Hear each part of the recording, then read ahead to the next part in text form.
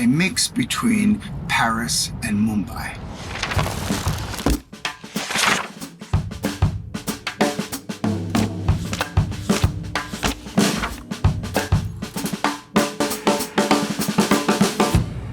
My ideal city is that the city should be full of nature.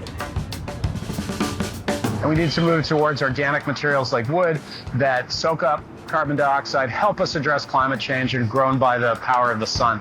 And that will make really peaceful and environmental city for our human beings.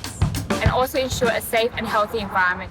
That enables people to make the choices that are right for them, good for us as a community, and good for the planet.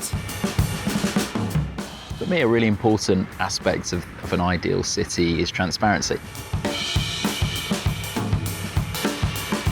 This book collects the many different ingredients that together could form an ideal city.